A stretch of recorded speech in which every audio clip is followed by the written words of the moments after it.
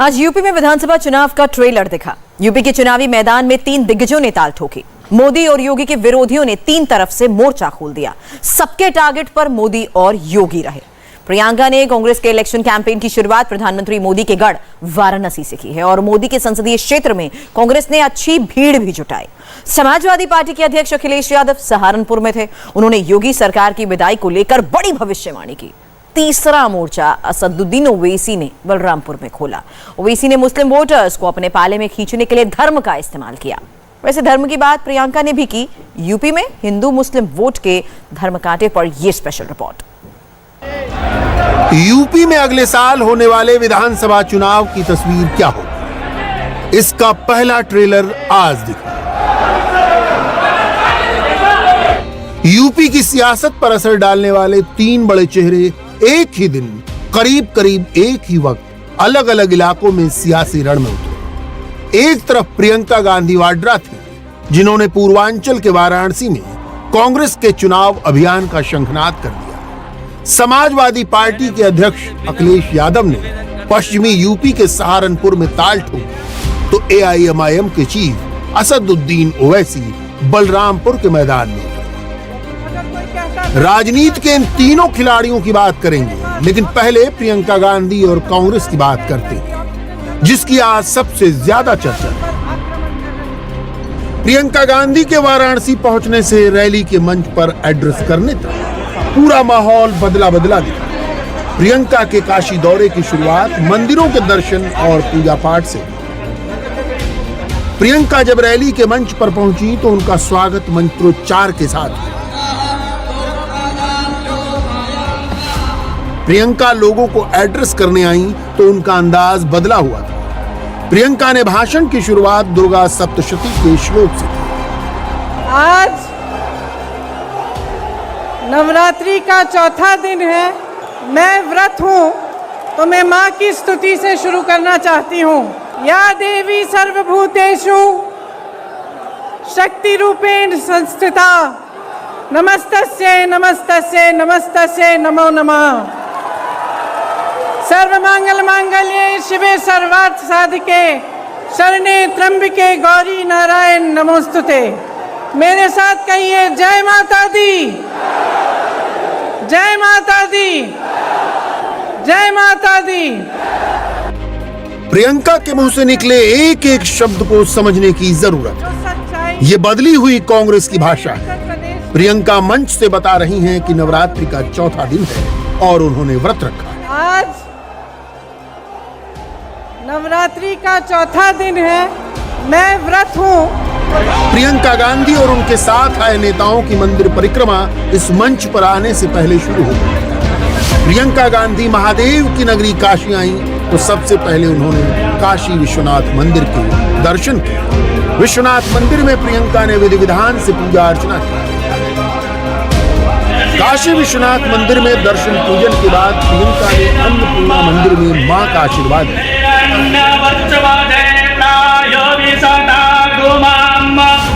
यहां से प्रियंका का काफिला दुर्गाकुंड पहुंचा। प्रियंका ने दुर्गाकुंड में मां दुर्गा से पाप और अन्याय का संहार किया, देश में शांति स्थापित करने की मंगल कामना की।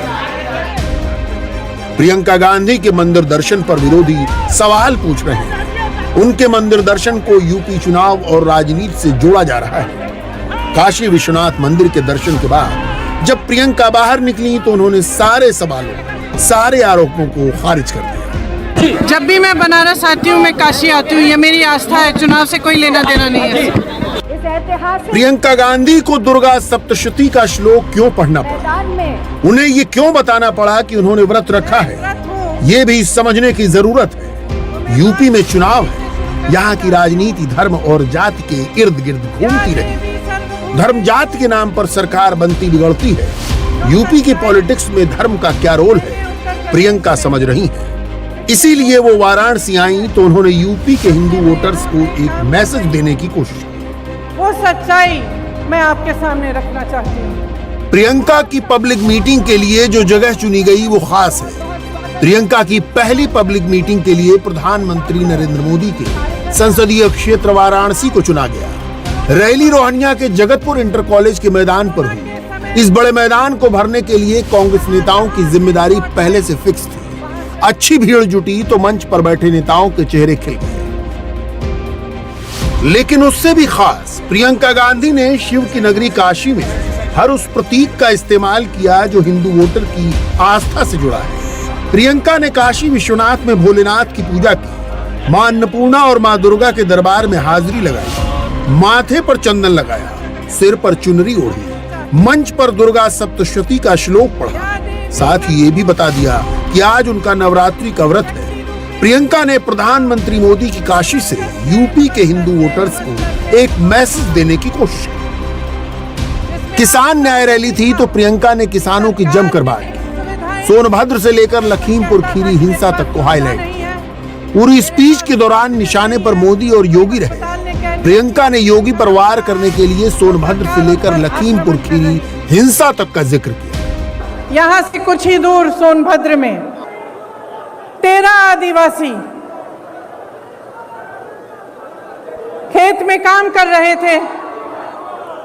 जब पुलिस प्रशासन की सहमति से कुछ लोग उनकी जमीन लेने की कोशिश कर रहे थे, वो लोग आए और उन्होंने मारपीट की, गोली चलाई और 13 आदिवासियों को शहीद किया। सोनभद्र में नरसंहार हुआ।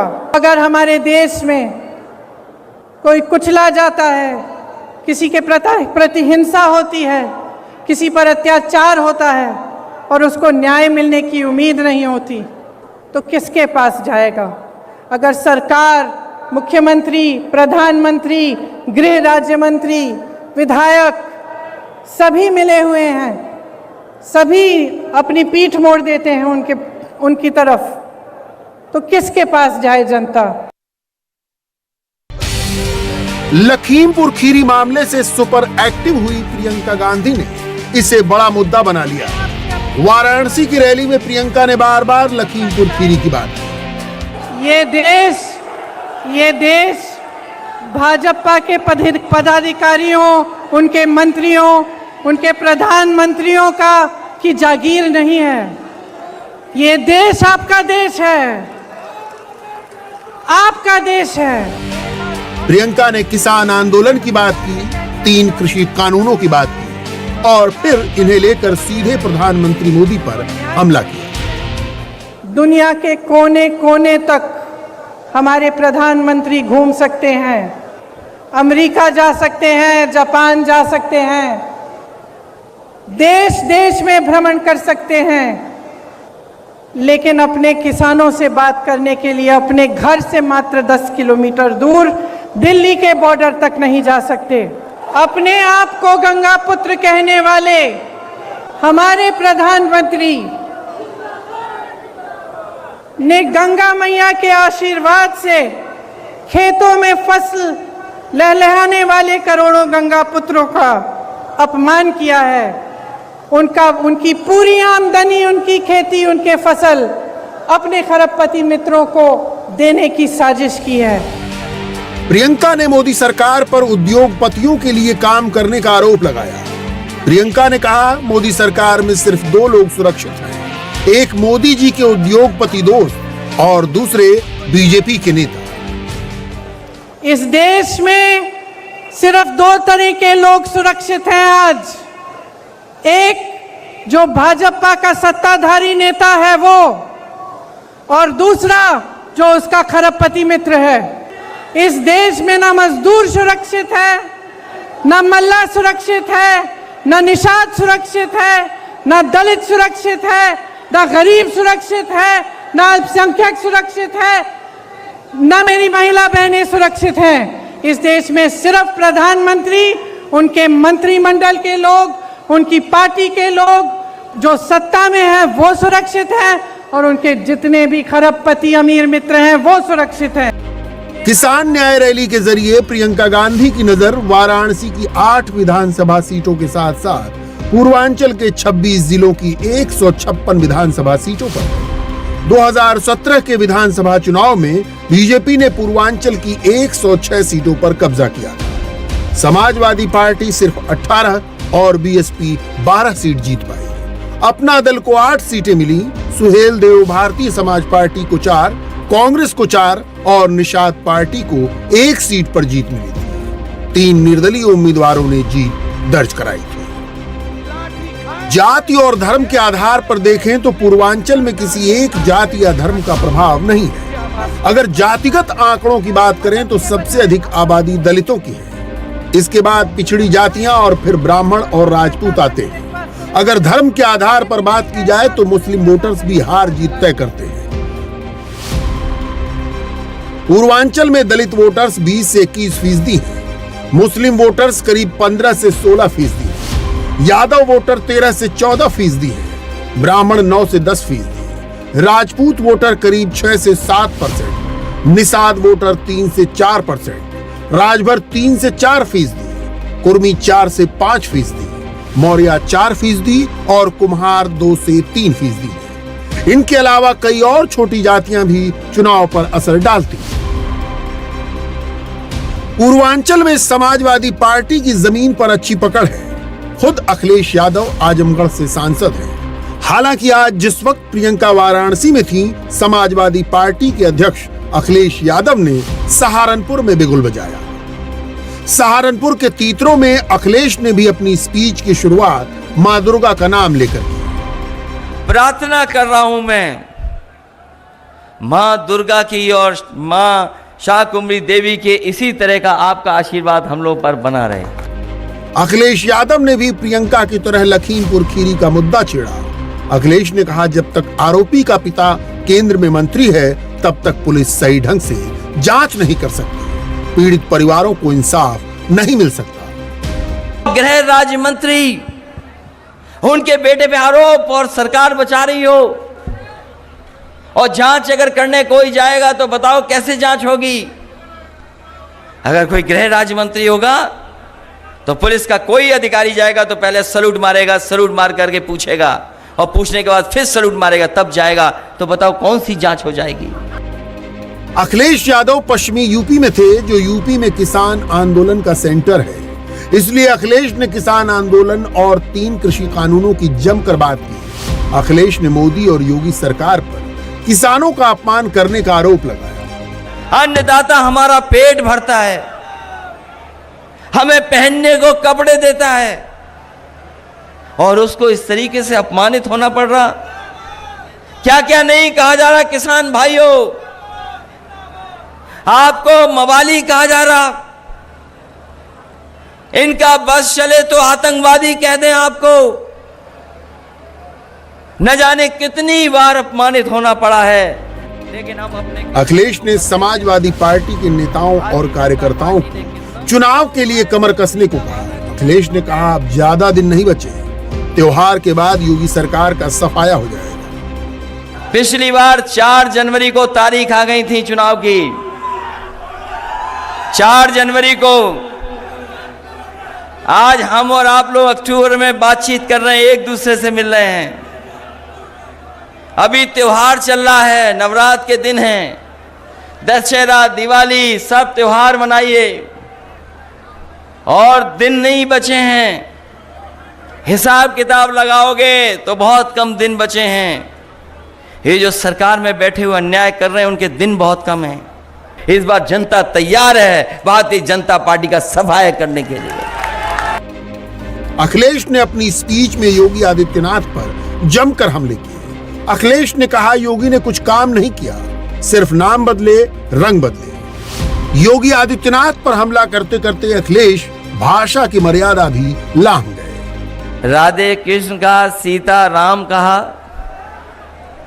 तो हमें याद आ गया, एक बार हमें पंडित जी हमें हवाई जहाज में मिले थे, और मैंने लखनऊ की प्रेस में भी ये कहा था कि एक बार मुझे पंडित जी हवाई जहाज में मिले, उन्होंने मेरा हाथ देखा और हाथ देखने के बाद खुश होकर के कहा कि इस बार आपकी सरकार बनने जा रही है और 350 सीटें जीतोगे आप।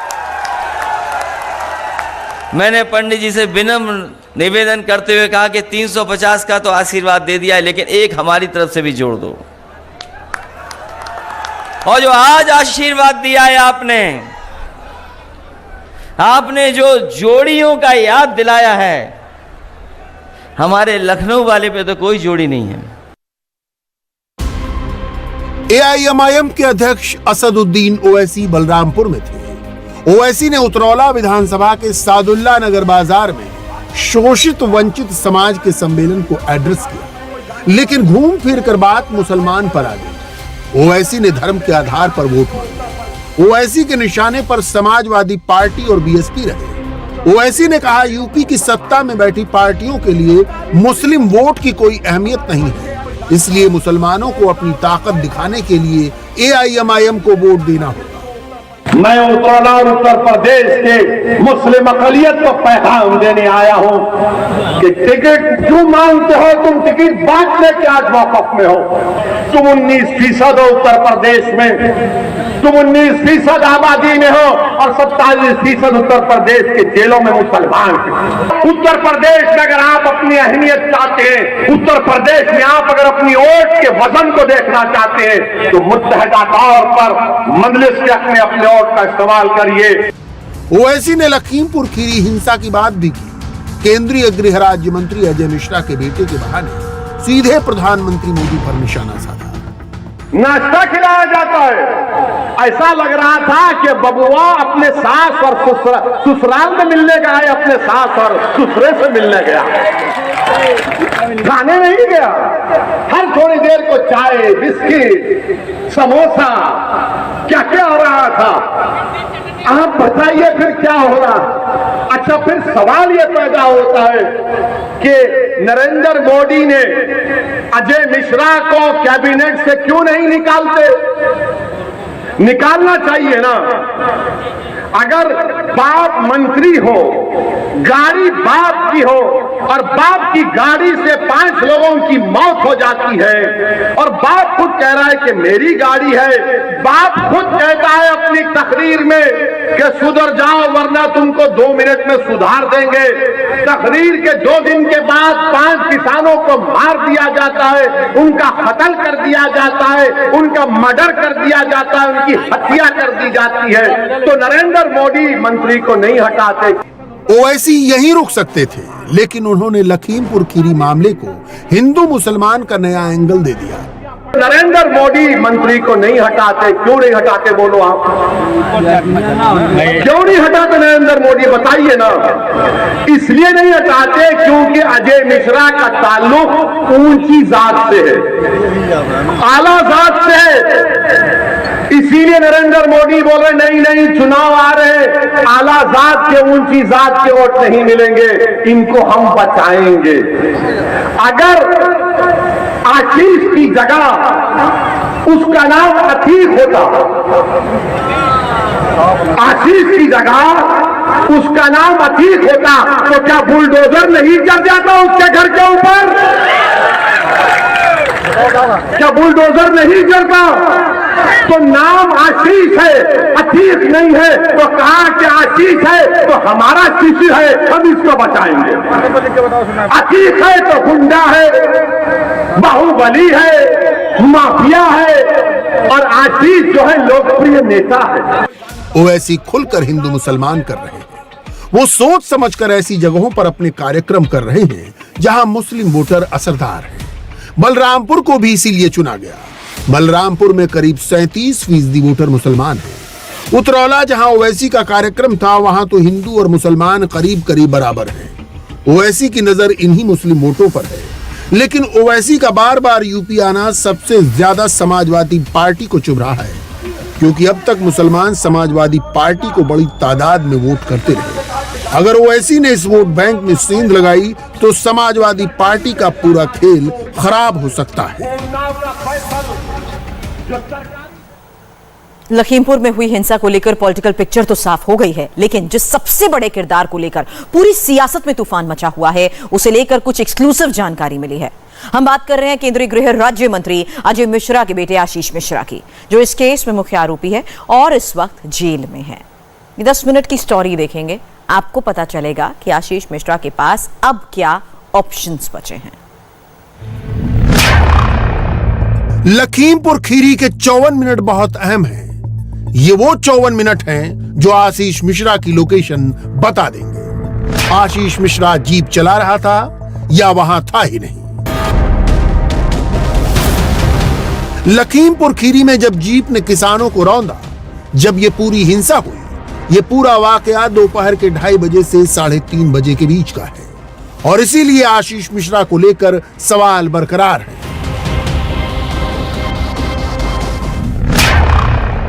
कि वो घटना वाले दिन दोपहर 2:36 से लेकर 3:30 के बीच कहां था। इसी का जवाब जब आशीष मिश्रा से नहीं मिला तो उसे गिरफ्तार कर लिया गया। उस वक्त वहां दंगल भी चल रहा था और जो वीडियो लखीमपुर से आए थे उसमें आशीष मिश्रा दंगल वाले वीडियो में नजर भी आ रहा है, लेकिन 2:30 बजे से 3:30 बजे तक उसकी लोकेशन पर सवाल खड़े हो जाते हैं। सूत्रों के मुताबिक आशीष मिश्रा का कहना है कि वो इस दौरान बनवीरपुर गांव के पास बनी एक राइस मिल के पास था और राइस मिल और जहां घटना हुई यानी घटना स्थल का मोबाइल टावर एक ही है। ऐसे में आशीष मिश्रा की बातों को लेकर कई अहम सवाल खड़े हो रहे हैं। इस वक्त ये केस पूरा टेक्निकल हो चुका है। मामला मोबाइल लोकेशन का है, इलेक्ट्रॉनिक सर्विलांस का है और 54 मिनट का है।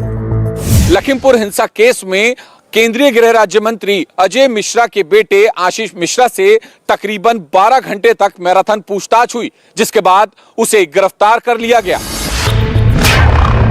पुलिस का कहना है कि आशीष मिश्रा ने जवाब में टाल मटोल किया, उसने पूछताछ में मदद नहीं की। गिरफ्तारी की सबसे बड़ी वजह वो आधे घंटे की लोकेशन है जिसका आशीष मिश्रा सही जवाब नहीं दे पाया और उसे गिरफ्तार कर लिया गया।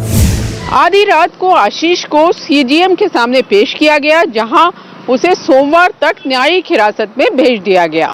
इस केस की अगली सुनवाई सोमवार दोपहर को होगी, जहां पर पुलिस आशीष मिश्रा की रिमांड मांगेगी ताकि आगे की पूछताछ की जा सके। इस बीच बेटे की गिरफ्तारी के बाद केंद्रीय मंत्री अजय मिश्रा की पहली तस्वीर सामने आई। वो अपने घर से लखीमपुर खीरी के ऑफिस पहुंचे। इस दौरान उनसे बेटे की गिरफ्तारी पर सवाल किया गया तो उन्होंने इसका कोई जवाब नहीं दिया। एक छोटा सा रिएक्शन आप दे सके, छोटा सा रिएक्शन आप दे सके, छोटा सा रिएक्शन आप दे सके।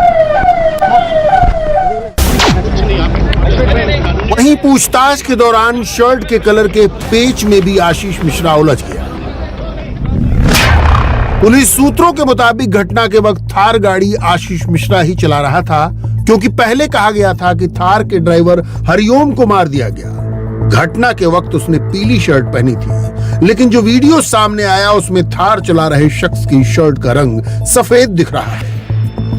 आशीष मिश्रा की गिरफ्तारी की एक बड़ी वजह बनी पीली शर्ट। दरअसल पुलिस ने लगातार आशीष मिश्रा से ये सवाल किया कि थार गाड़ी कौन चला रहा था घटना के दिन, लेकिन आशीष का हर बार ये जवाब था कि वो मौके पे मौजूद नहीं थे, थार गाड़ी उनका ड्राइवर हरिओम चला रहा था। आशीष मिश्रा और अजय मिश्रा का करीबी सुमित ने जो एफआईआर लिखाई है उसमें भी यही कहा है कि घटना के दिन थार ड्राइवर हरिओम चला रहा था, लेकिन पुलिस का कहना है कि हरिओम ने पीली शर्ट पहनी थी, जबकि थार के जितने भी वीडियो सामने आए हैं घटना के दिन के, उसमें हर वीडियो में ड्राइवर सफेद शर्ट पहना दिखाई दे रहा है। कानून के हिसाब से देखा जाए तो इस मामले में मुख्य अभियुक्त आशीष मिश्रा को दो बातें साबित करनी होगी। पहली ये कि वो घटना स्थल पर मौजूद नहीं था, दूसरी ये कि उसका वहां होना असंभव था, यानी किसी भी हालत में उसका वहां होना मुमकिन ही नहीं था। यहाँ मामला 54 मिनट का है, यानी पूरा टाइमिंग का खेल है जिसके इर्द गिर्द ये केस चलेगा और इसी पर तय होगा कि आशीष मिश्रा दोषी है या नहीं। अब देखिए कि जेल में आशीष मिश्रा का पहला दिन कैसे बीता। केंद्रीय गृह राज्य मंत्री अजय मिश्र टेनी का बेटा और लखीमपुर हिंसा के आरोपी आशीष मिश्र को रात तकरीबन 1:30 बजे लखीमपुर खीरी जिला जेल में लाया गया। आशीष मिश्रा जब जेल पहुंचा तो सबसे पहले उसका जेल प्रशासन ने मेडिकल कराया, उसके बाद उसका एंटीजन टेस्ट किया गया। जेल सूत्रों के मुताबिक जब आशीष मिश्रा को लखीमपुर खीरी जिला जेल लाया गया तो वो बेहद घबराया हुआ था, डरा सहमा लग रहा था। जेल सूत्रों के मुताबिक उस समय आशीष मिश्रा पसीने से लथपथ था। इसके बाद लखीमपुर खीरी हिंसा मामले के आरोपी आशीष मिश्रा को 21 नंबर बैरक में जिला जेल प्रशासन के द्वारा रखा गया। 21 नंबर बैरक दरअसल क्वारंटीन बैरक है। जेल नियम के मुताबिक जो भी नया कैदी जेल में लाया जाता है तो उसे सबसे पहले 14 दिन के लिए क्वारंटीन बैरक में रखा जाता है। इसी वजह से आशीष मिश्रा इस समय बैरक नंबर 21 में है, जहां पर वो अकेला है। आशीष मिश्रा की बैरक के आसपास या बैरक के अंदर किसी दूसरे कैदी को जाने की इजाजत नहीं है और ना ही आशीष मिश्रा को अपने बैरक से बाहर आकर किसी दूसरे कैदी से मिलने की इजाजत है। मामला बहुत हाई प्रोफाइल है। आशीष मिश्रा केंद्रीय गृह राज्य मंत्री का बेटा है। बताया जा रहा है कि उसकी बैरक के बाहर 2 गार्ड तैनात किए गए हैं जो हर वक्त उस पर नजर रखे हैं। जेल सूत्रों के मुताबिक आशीष मिश्रा जेल में बिताई अपनी पहली रात में ठीक तरीके से सो नहीं पाया। वो पूरी रात करवटें बदलता रहा। सुबह आशीष मिश्रा को तकरीबन 5 बजे उठाया गया। फिर तकरीबन आधा घंटा उसने योगा किया। उसे चाय के साथ नाश्ते में मीठी दलिया दी गई। दोपहर के खाने में आशीष मिश्रा को जेल मैनुअल के मुताबिक बना हुआ खाना कढ़ी चावल और सब्जी रोटी दी गई। बताया जा रहा है कि सुबह आशीष मिश्रा का व्यवहार सामान्य था। लखीमपुर खीरी की जिला जेल में इस वक्त तकरीबन 1800 कैदी हैं। हालांकि खीरी जेल में 725 कैदियों को ही रखने की क्षमता है। अगर जेल सुप्रिंटेंडेंट की बात करें तो लखीमपुर जेल के अधीक्षक पीपी सिंह कई जिलों में जेल के अधीक्षक रहे हैं और इनकी जेलों में देश की कई नामी हस्तियां बतौर कैदी रही हैं। लखीमपुर खीरी जिला जेल के अधीक्षक पीपी सिंह जब नैनी जेल के जेलर थे तो उस दौरान वहां पर डीपी यादव, अतीक अहमद और बबलू श्रीवास्तव बंद थे। आशीष मिश्रा जेल में है और इस वक्त उसे लेकर पॉलिटिक्स भी बड़े लेवल की हो रही है। सवाल सिर्फ लखनऊ में बैठी सरकार से नहीं बल्कि दिल्ली में केंद्र सरकार से भी हो रहे हैं। लेकिन इस वक्त आशीष मिश्रा के 54 मिनट निर्णायक हैं और यही 54 मिनट इस केस की दिशा और दशा तय करेंगे। और अब बात प्रधानमंत्री नरेंद्र मोदी की। आखिर नरेंद्र मोदी 20 साल से इंडियन पॉलिटिक्स का सबसे क्रेडिबल ब्रांड कैसे बने हुए हैं? क्या है पब्लिक से कनेक्ट का उनका ये कामयाब फॉर्मूला? वो सिर्फ वादे नहीं करते, जनता से वादे लेते भी हैं, जनता को टास्क सौंपते भी हैं। जनता ये टास्क खुशी खुशी पूरा भी करती है। आज हमने भरोसे की इस इनसाइड स्टोरी की पड़ताल की।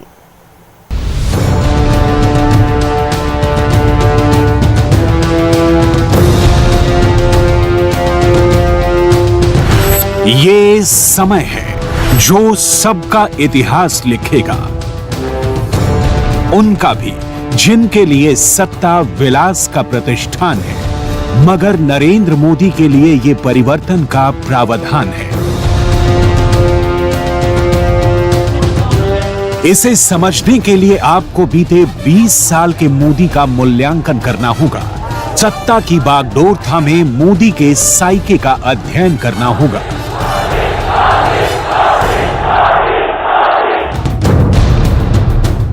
जी हां, सत्ता में 20 साल यानी कुल 7036 दिन। 13 साल तक गांधीनगर में गुजरात के मुख्यमंत्री और 7 साल से भी ज्यादा समय तक दिल्ली में देश के प्रधानमंत्री। सत्ता की संवैधानिक जिम्मेदारी संभालते हुए मोदी को 20 साल पूरे हो गए। आज प्रधानमंत्री मोदी 71 साल के हैं, लेकिन उनका विजन और एग्जीक्यूशन दोनों एकदम क्लियर है। करना है तो करना है की तर्ज पर मोदी ने जो ठान लिया वो पूरा किया। मोदी को सत्ता की सियासत विरासत में नहीं मिली थी। मोदी संगठन को समर्पित थे, सत्ता के लिए अस्पृश्य थे। मगर मशहूर कहावत है, जब जिस चीज का वक्त आ जाता है उसे कोई भी ताकत रोकने की हिमाकत नहीं कर सकती।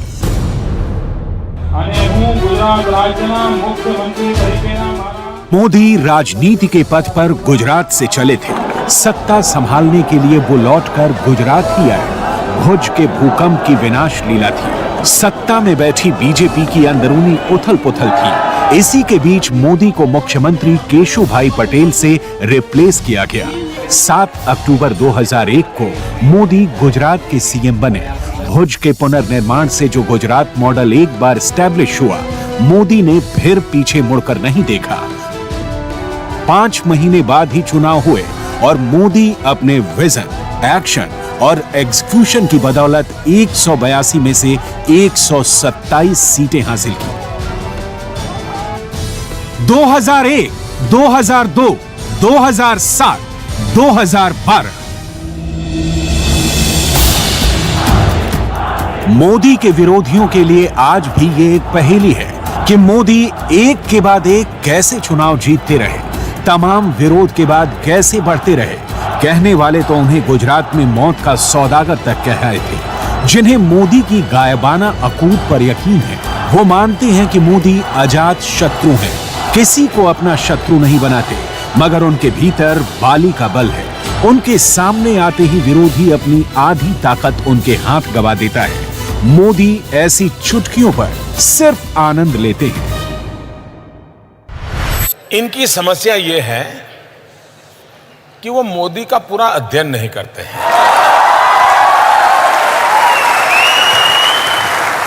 वो अगर अध्ययन करते तो शायद 50-60% तो समझ सकते थे कि अब मोदी इस रास्ते से जा रहा है तो उधर जाएगा, लेकिन ये मेहनत नहीं करते।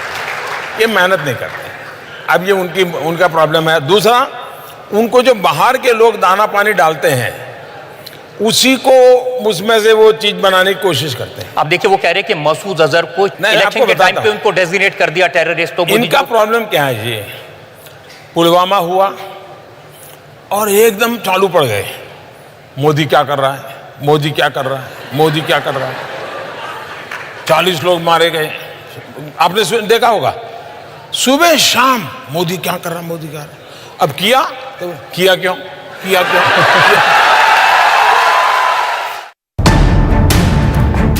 गुजरात में बतौर मुख्यमंत्री मोदी ने विकास का जो मॉडल दिया, उसे गुजरात ने एक्सेप्ट किया। इसका सबूत 3 बार लगातार सीएम की कुर्सी थी, जिसे 13 साल बगैर अंतराल मोदी ने संभाला। मोदी की सबसे बड़ी ताकत थी बदलाव, अंदाज में बदलाव, आगाज में बदलाव, अंजाम में बदलाव। गुजरात ने 13 साल में देखा कि वादे सिर्फ किए नहीं जाते, पूरे भी होते हैं। जब उन्होंने शपथ ली थी आज से 20 साल पहले गुजरात के मुख्यमंत्री के नाते, तो उन्होंने एक वादा दिया था गुजरात की जनता को कि गुजरात विश्व भर में जाना जाएगा विकास के लिए। वो विकास हर वर्ग, हर समुदाय के उत्थान की दृष्टि से हम सब देख पाए, वो विकास इंफ्रास्ट्रक्चर डेवलपमेंट की दृष्टि से हम देख पाए, और उस विकास का तकाजा ऐसा था कि देश भर ने फिर ये मांग उठाई कि इस प्रकार का नेतृत्व हमें राष्ट्रीय स्तर पर चाहिए। देश इस शक्ति बीज की तीक्ष्ण गंध का एहसास करने लगा था, लिहाजा 2013 में पार्टी के प्रचार कमेटी की कमान संभालते ही देश मोदी मोदी के तूर्यनाद से गूंज उठा।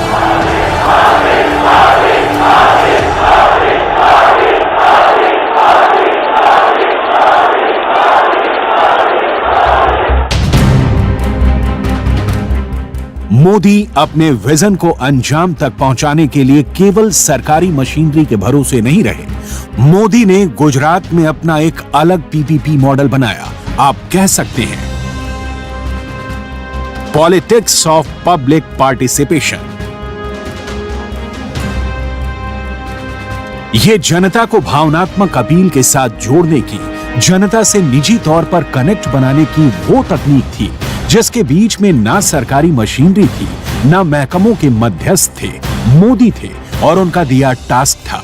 जनता से इस कनेक्ट के भरोसे मोदी ने ऐसे ऐसे टास्क पूरे किए जो इसलिए मुमकिन थे क्योंकि मोदी थे। इस आजमाए हुए फॉर्मूले पर मोदी का अमल प्रधानमंत्री की कुर्सी संभालने के बाद भी जारी रहा। बतौर प्रधानमंत्री 7 साल के कार्यकाल में मोदी के 7 चुने हुए पीपीपी प्रयोग देखिए। जनता चाहती तो विपक्ष की गुहार पर मुश्किलों का रोना रोती, मगर मोदी ने लक्ष्य के आगे राष्ट्रवाद की अलख रखी और जनता ने उनके फैसलों को सिर आंखों पर उठा लिया। सबसे पहला और सबसे बड़ा फैसला, नंबर 1, नोटबंदी। सरकार बनने के बाद बारी अमल की थी। 8 नवंबर 2016 की रात 8 बजे अचानक प्रधानमंत्री नरेंद्र मोदी ने 500 और 1000 के नोटों को बंद करने का ऐलान कर दिया। इस फैसले की चर्चा पूरी दुनिया में हुई, मगर प्रधानमंत्री मोदी ने कहा कि इससे काला धन और आतंकवाद की फंडिंग बंद हो जाएगी। 2014 के लोकसभा चुनाव के दौरान मोदी ने काले धन का मुद्दा जोर शोर से उठाया। विपक्ष ने इस फैसले का जमकर विरोध किया, मगर जनता ने खुलकर समर्थन। रिजर्व बैंक ऑफ इंडिया ने जब रिपोर्ट जारी की तो उसके मुताबिक नोटबंदी के बाद 16,000 करोड़ रुपए वापस नहीं आए। ये 500 और 1,000 रुपए वाले नोट थे। नए नोट आने में वक्त लगा, मुश्किलें आई, मगर जनता ने डिजिटल पेमेंट को इस तरह अडॉप्ट किया कि आज वो छोटे शहर कस्बों का चलन बन गई है। मुझे अर्जेंटीना के राष्ट्रपति मिले थे, तो वो कह रहे थे, मोदी जी, मेरे अच्छे दोस्त हैं, बोले मैं और मेरी पत्नी बात कर रहे थे कि मेरा दोस्त गया। मैंने कहा क्यों, क्या हुआ? अरे बोले यार तुमने जब नोटबंदी की तो क्योंकि वेनेजुएला में उसी समय चल रहा था, उनके पड़ोसी हैं लोग, तो उनको पता था। तो बोले मेरी पत्नी और हम दोनों चर्चा करते थे, मेरा दोस्त गया।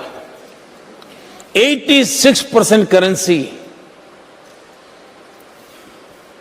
कारोबारी व्यवस्था से बाहर हो जाए, टीवी के पर्दे पर लगातार सरकार के खिलाफ धुआंधार आक्रमण हो, लेकिन ये देशवासियों प्रति मेरा भरोसा था कि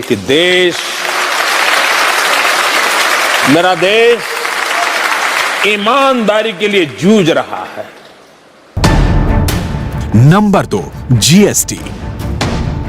30 जून और 1 जुलाई 2017 की आधी रात को मोदी सरकार ने लंबे समय से लटके जीएसटी कानून को हरी झंडी दी। जीएसटी को हिंदुस्तान के इतिहास का सबसे बड़ा टैक्स सुधार कहा जाता है। इस टैक्स का हिसाब लगाना और उसे भरना दोनों ही काफी आसान हो गया। इससे देश के असंगठित क्षेत्र के कारोबारी भी टैक्स के दायरे में आ गए। टैक्स टेरर का दौर भी हिंदुस्तान से खत्म हो गया।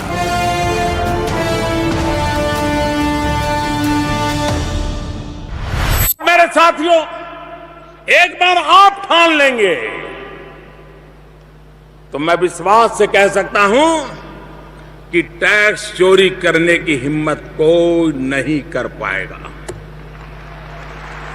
इंसान अपराध तभी करता है जब उसे पता होता है कि उसे कोई बचाने वाला है। साथियों, जीएसटी आपके सामने राष्ट्र निर्माण में सहयोग का एक माध्यम बनकर के आया है। आप लोगों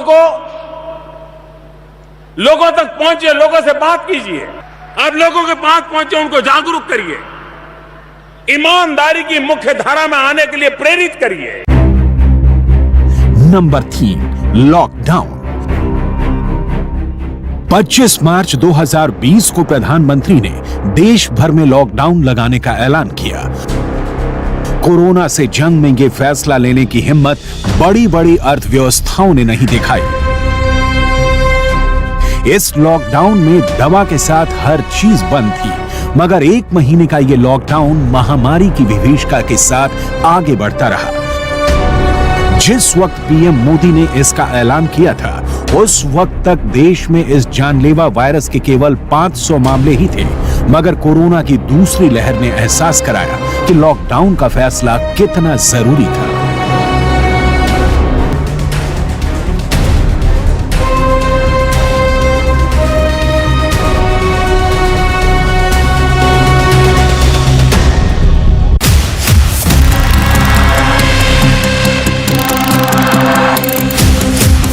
नंबर 4, 370 खत्म। 5 अगस्त 2019 को जम्मू कश्मीर से अनुच्छेद 370 खत्म कर दिया गया। इस दौरान जम्मू कश्मीर और लद्दाख 2 अलग अलग केंद्र शासित राज्यों के गठन का ऐलान किया गया। कश्मीर के अलगाववादी धड़ों से लेकर सियासत की स्यूडो सेकुलर जमात तक ने इसका विरोध किया। हिंसा और बवाल की आशंका को देखते हुए जम्मू कश्मीर के कई नेताओं और अलगाववादियों को हिरासत में ले लिया गया। पूरे जम्मू कश्मीर में कर्फ्यू लगाया गया, इंटरनेट बंद करना पड़ा पीएम मोदी के इस फैसले की पूरी दुनिया में चर्चा हुई, मगर जनता के मानस की पूरी समझ रखने वाले मोदी टस से मस न हुए। फैसले के बाद जनता से मिलते जुलते एनएसए अजित डोभाल की ये तस्वीर सरहद पार तक चर्चा में रही। आर्टिकल 370 ने जम्मू कश्मीर और लद्दाख के लोगों को विकास से और समान अधिकारों से वंचित रखा था। इस स्थिति का लाभ आतंकवाद और अलगाववाद बढ़ाने वाली ताकतें उठा रही थी। अब भारत के संविधान ने जो अधिकार बाकी भारतीयों को दिए हैं, वही अधिकार जम्मू कश्मीर और लद्दाख के लोगों को भी मिल गए हैं।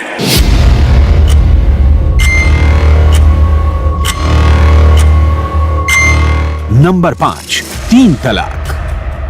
22 अगस्त 2017 को ही सुप्रीम कोर्ट ने 3 तलाक को गैर कानूनी घोषित कर दिया था, मगर संवैधानिक प्रक्रिया के तहत 2 बार अध्यादेश से गुजरते हुए 2019 में मोदी सरकार ने लोकसभा और राज्यसभा में दोनों से बिल पास करा लिया। राष्ट्रपति रामनाथ कोविंद ने नया कानून लागू करने का नोटिफिकेशन जारी कर दिया। मोदी ने विरोधियों को दरकिनार कर इस फैसले को स्वीकार करने की अपील की। 3 तलाक की कुप्रथा से जूझती मुस्लिम महिलाओं ने इस फैसले पर खुलकर प्रधानमंत्री मोदी का समर्थन किया। अगर कोई हिंदू मां के गर्भ में बेटी को मार देगा तो उसको जेल के सलाखों के पीछे जाना पड़ेगा। वैसे ही मेरी मुसलमान बहन, उसका क्या गुनाह? कोई ऐसे ही टेलीफोन पर 3 तलाक बोल दे और उसकी जिंदगी तबाह हो जाए?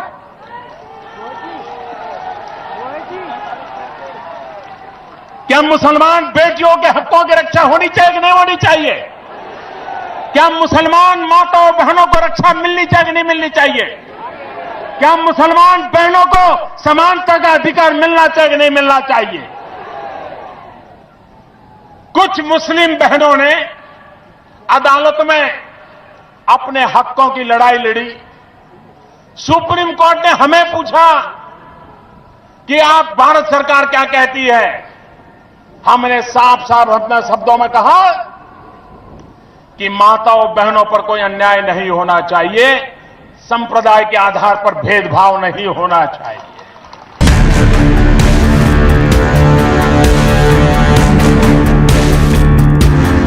नंबर 6, नागरिकता संशोधन कानून। 2019 में दोबारा सरकार बनी तो मोदी सरकार ने नागरिकता संशोधन कानून पेश किया। इसके तहत पाकिस्तान, बांग्लादेश और अफगानिस्तान के अल्पसंख्यकों को भारत में नागरिकता का अधिकार मिल गया। पीएम मोदी के इस फैसले का काफी विरोध हुआ। दिल्ली में हिंसा हुई, जिसमें 50 से ज्यादा लोग मारे गए। लंबे समय तक आंदोलन हुआ, लेकिन सरकार ने यह फैसला वापस नहीं लिया। यानी इन देशों के हिंदू, सिख, जैन, बौद्ध, पारसी और ईसाई जो सालों से शरणार्थियों की जिंदगी जीने को मजबूर थे, उन्हें भारत की नागरिकता हासिल करने का अधिकार मिल गया। भाई और बहनों, हमारे देश के पूर्व प्रधानमंत्री डॉक्टर मनमोहन सिंह जी 10 साल इस देश पर उन्होंने प्रधानमंत्री पद के रूप में राज किया। उन्होंने संसद में कहा था, खड़े होकर कहा था, उसकी वीडियो क्लिपिंग अवेलेबल है। उन्होंने कहा था कि हमें बांग्लादेश से आए उन लोगों को नागरिकता देनी चाहिए जिनका अपनी आस्था की वजह से वहां पर उत्पीड़न हो रहा हो, जो वहां से भाग करके भारत आ रहे हैं। बताइए भाई, ये मनमोहन सिंह जी ने कहा अगर वो मोदी करता है तो मोदी गुनहगार बन जाता है क्या? मोदी किसी का दुश्मन बन जाता है क्या? मोदी किसी का बुरा करने के लिए सोचता है क्या?